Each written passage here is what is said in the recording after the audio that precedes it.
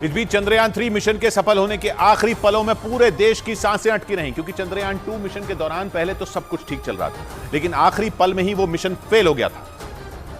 और इसी वजह से इस बार चांद पर लैंडर के उतरने के आखिरी पलों में पूरे देश की धड़कनें बढ़ गईं, क्योंकि 2019 में चंद्रयान 2 के लैंडर का संपर्क आखिरी 15 मिनट के दौरान ही टूट गया था और उस वक्त इसरो ने मिशन की नाकामी को 15 मिनट का आतंक बताया था। एक रिपोर्ट के मुताबिक 2019 में चंद्रयान 2 का लैंडर चंद्रमा की सतह पर करीब 2 किलोमीटर की ऊंचाई तक पहुंच गया था। वहां तक तो सब कुछ ठीक रहा, लेकिन इसके बाद एक छोटी सी तकनीकी गड़बड़ी की वजह से लैंडर क्रैश हो गया था। ये सब कुछ आखिरी के 15 मिनटों में हुआ था। इसीलिए इसरो ने इस बार पिछली गलती से सबक लेते हुए हर छोटी से छोटी चीज का भी ध्यान रखा। इसरो ने चंद्रयान 3 के लैंडर को क्रैश होने से बचाने के लिए तमाम इंतजाम किए। हालांकि इसकी नौबत नहीं आई और लैंडर विक्रम ने तय वक्त पर चांद पर सुरक्षित उतरकर सबसे बड़े मकाम को हासिल कर लिया। लेकिन तमाम चुनौतियों को पार करते हुए भारत का चंद्रयान 3 चांद पर पहुंच गया, वो भी चांद के उस हिस्से पर जहां आज तक दुनिया का कोई भी देश नहीं पहुंच सका।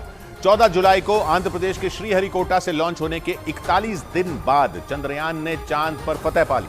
से करीब 3,84,400 किलोमीटर का सफर तय करने के बाद चंद्रयान 3 चांद की सतह पर सफलता से उतर गया। इसरो की यह ऐतिहासिक कामयाबी कई मायनों में खास है, क्योंकि किसी भी देश के मून मिशन में आने वाले खर्च के मामले में भी भारत ने रिकॉर्ड कायम कर दिया। इसरो के मुताबिक चंद्रयान का बजट सिर्फ 615 करोड़ रुपए है, जबकि 63 साल पहले अमेरिका ने अपने मिशन मून पर भारत की तुलना में करीब 3000 गुना ज्यादा पैसे खर्च किए थे। वहीं पिछले हफ्ते क्रैश हुए रूस के लूना 25 का बजट करीब 1600 करोड़ रुपए बताया गया। यानी रूस और अमेरिका की तुलना में भारत के चंद्रयान 3 ने सबसे कम खर्च में सफल होकर इतिहास रच दिया। इस बीच चंद्रयान 3 मिशन को सफल बनाने के लिए इसरो के वैज्ञानिकों ने पल पल पर नजर बनाए रखी। इसी वजह से भारत ने पहली बार चांद के दक्षिणी ध्रुव पर कदम रखा, जिसका सपना अमेरिका, रूस और चीन समेत दुनिया के कई देश देख रहे थे। लेकिन चांद के दक्षिणी ध्रुव पर पहुंचकर भारत इन सभी देशों से काफी आगे निकल गया। इस मिशन को सफल बनाने के लिए इसरो के वैज्ञानिकों ने पल पल पर अपनी नजर बनाए रखी। खासकर लैंडर विक्रम के चांद की सतह पर उतरने के आखिरी पड़ाव पर वैज्ञानिकों ने अपनी पूरी ताकत लगा दी। उन्होंने बिल्कुल सही समय पर लैंडर विक्रम को चांद की सतह पर लैंड कराने की कमांड दी। मिशन के पूरा होने के लिए ये सबसे अहम पड़ाव था, क्योंकि सही वक्त पर कमांड मिलने पर ही लैंडर विक्रम चांद की कक्षा से उसकी सतह पर उतरने के लिए नीचे आया। ये बेहद जटिल प्रक्रिया थी, जिसे इसरो के वैज्ञानिकों ने पूरी तरह सफल बना दिया। और उम्मीद के मुताबिक चंद्रयान 3 चांद की सतह पर सफलता से उतर गया, जिसके बाद अब बारी 6 पहियों वाले रोवर प्रज्ञान की है, जो चांद पर अगले 14 दिनों तक पानी की खोज करने के साथ दुर्लभ खनिजों का भी पता लगाएगा। क्योंकि इसमें लगे नेविगेशनल कैमरे और सेंसर चांद की सतह की हर तस्वीर और जानकारी विक्रम लैंडर को देंगे, जिसे विक्रम लैंडर सीधा इसरो को भेजेगा। ये वो डेटा होगा जिससे चांद के दक्षिणी ध्रुव से जुड़े रहस्यों को सुलझाया जा सकेगा। चंद्रयान 3 मिशन की कामयाबी पूरी तरह रोवर प्रज्ञान के 14 दिनों के काम पर निर्भर होगी। इस दौरान जैसे जैसे प्रज्ञान चांद की सतह पर आगे बढ़ेगा, भारत की पहचान चांद की सतह पर दर्ज होती जाएगी। क्योंकि रोवर के पहियों से राष्ट्रीय चिन्ह, अशोक स्तंभ और इसरो के लोगों की छाप चांद पर पड़ती जाएगी। अगले 14 दिन के दौरान प्रज्ञान एक सोलर पैनल के जरिए खुद ही चार्ज होगा, जो 50 वॉट तक बिजली बना सकता है। मतलब ये कि अपना काम करने के लिए जरूरी बिजली भी प्रज्ञान खुद ही बनाएगा। यही नहीं, रोवर प्रज्ञान चंद्रमा के उन रहस्यों से भी पर्दा उठाएगा जिनसे दुनिया अब तक अनजान रही, क्योंकि भारत के चंद्रयान 3 का रोवर चांद के उस हिस्से में पहुंच गया जहां दुनिया का कोई भी देश नहीं पहुंच सका। चांद की सतह की मिट्टी का सैंपल लेने, बर्फ का पता लगाने, वहां के मौसम का हाल जानने में रोवर प्रज्ञान पूरी तरह सक्षम बताया गया। क्योंकि इसरो के वैज्ञानिकों के मुताबिक रोवर प्रज्ञान को बेहद आधुनिक बनाया गया है। उसमें ऐसी तकनीक है कि वो सिर्फ तस्वीरें खींचने वाला कोई कैमरा पर्सन नहीं है, बल्कि खुद रिसर्च करने वाला एक वैज्ञानिक भी है। लैंडर विक्रम से आधा किलोमीटर के दायरे में प्रज्ञान चंद्रमा की सतह पर घूमता रहेगा और रिसर्च करता रहेगा। प्रज्ञान सिर्फ पानी ही नहीं, बल्कि चांद की सतह पर मैग्नीशियम, सिलिकॉन और पोटेशियम समेत कई खनिज भी खोजेगा। इसके अलावा वहां के तापमान और भूकंप की भी जानकारी को इकट्ठा करेगा। इस दौरान चांद की सतह पर रोवर प्रज्ञान 1 सेंटीमीटर प्रति सेकंड की रफ्तार से चलेगा और चांद की सतह पर उसकी रिसर्च पृथ्वी के 14 दिनों तक चलेगी, क्योंकि चांद पर एक दिन पृथ्वी के 14 दिन के बराबर होता है। इस बीच साउथ अफ्रीका के दौरे पर गए प्रधानमंत्री नरेंद्र मोदी ने देश के वैज्ञानिकों की पीठ थपथपाई। उन्होंने भारत की इस ऐतिहासिक सफलता के लिए इसरो के वैज्ञानिकों को धन्यवाद दिया। और प्रधानमंत्री नरेंद्र मोदी ने चांद पर कही जाने वाली पुरानी कहावत को अपने शब्दों में दोहराया। चंदा मामा बहुत दूर के हैं, चंदा मामा बहुत दूर के हैं।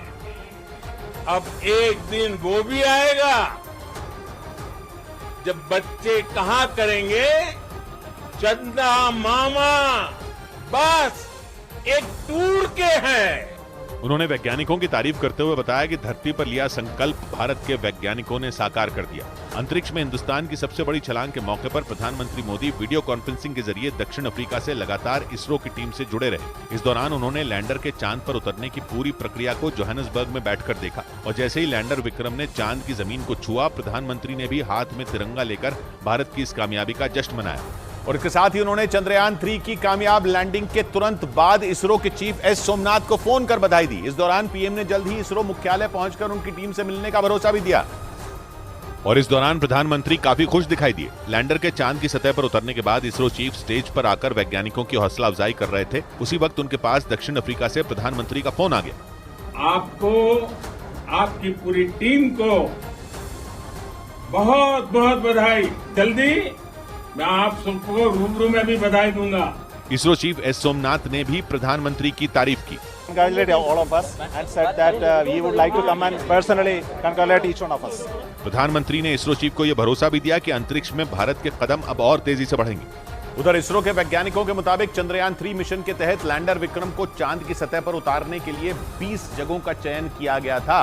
चांद पर पहुंचने के किसी भी मिशन में लैंडर को सुरक्षित तरीके से उतारना ही सबसे बड़ी चुनौती होती है, क्योंकि जरा सी चूक या कोई भी गलती पूरी मेहनत पर पानी फेर देती है। चंद्रयान 2 मिशन के साथ ऐसा ही हुआ था, जब लैंडर चांद की कक्षा में तो पहुंच गया था, लेकिन लैंडिंग के वक्त वो क्रैश हो गया। इसरो के वैज्ञानिकों के मुताबिक इसी वजह से इस बार 1-2 नहीं बल्कि 20 जगहों का चयन पहले से ही कर लिया गया।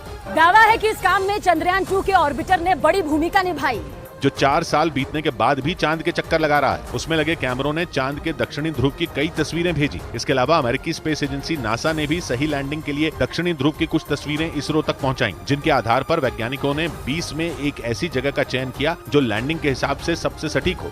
इधर भारतीय स्पेस एजेंसी इसरो के मुताबिक लैंडर विक्रम के चांद पर उतरने वाली जगह का चयन कई बातों को ध्यान में रखकर किया गया था। चांद पर सही तरीके से लैंडिंग कराकर ही किसी भी मिशन को सफल बनाया जा सकता है, जिसके लिए सबसे जरूरी है समतल जगह, यानी ऐसी जगह जहां अगर लैंडर को उतारा जाए तो वो क्रैश ना हो। चंद्रयान 2 मिशन में यही गलती हुई थी। उस वक्त तकनीकी गड़बड़ी से सॉफ्ट के बजाय लैंडर की हार्ड लैंडिंग हो गई थी, जिससे लैंडर ने काम करना बंद कर दिया था। इसे ऐसे समझिए कि लैंडर को चांद की कक्षा से उसकी सतह पर सही तरीके से उतारने की कोशिश की जाती है, ताकि लैंडर से रोवर को बाहर निकलने में कोई परेशानी ना हो। इसरो के मुताबिक 2019 के उस मिशन में लैंडर को चांद पर उतारने के लिए आधा किलोमीटर की लंबाई चौड़ाई वाले दायरे का चयन किया गया था, जबकि इस बार लैंडिंग के लिए वैज्ञानिकों ने 4 किलोमीटर की लंबाई और लगभग 2.5 किलोमीटर की चौड़ाई वाले सुरक्षित इलाके का चयन किया, जिसमें न तो कोई गड्ढा है और न ही ऐसा हिस्सा जहां सूरज की रोशनी न पहुंचती हो, क्योंकि रोवर प्रज्ञान वहां सूरज की रोशनी से ही काम करेगा। उधर भारत की स्पेस एजेंसी इसरो के अलावा भी दुनिया की कई स्पेस एजेंसियां चांद पर भविष्य की तलाश में जुटी हैं। चांद की सतह पर अब तक सिर्फ भारत, अमेरिका, रूस और चीन ने ही सॉफ्ट लैंडिंग कराने में सफलता पाई है, लेकिन इन देशों के अलावा कई दूसरे देश भी इस रेस में मौजूद हैं, जो चांद पर पहुंचने के लिए अपनी पूरी ताकत लगा रहे हैं। अंतरिक्ष विशेषज्ञों का दावा है कि पृथ्वी और ब्रह्मांड के रहस्यों को जानने के लिए चांद पर पहुंचना बहुत जरूरी है। अमेरिकी स्पेस एजेंसी नासा के मुताबिक चांद पर पहुंचकर ही इंसान सौर मंडल के दूसरे हिस्सों और उससे आगे का पता लगा पाएगा। यही नहीं, चांद पर पानी की मौजूदगी और इंसानों के रहने के लिए वातावरण है या नहीं, इसकी भी जानकारी वहां पहुंचने के बाद ही मिल सकेगी। इसलिए कई देश चांद पर पहुंचने की होड़ में हैं। हालांकि वहां तक अब तक सिर्फ अमेरिका ही इंसान को भेज पाया है। 1969 में अमेरिका के अपोलो मिशन के जरिए नील आर्मस्ट्रांग ने चांद पर पहला कदम रखा था।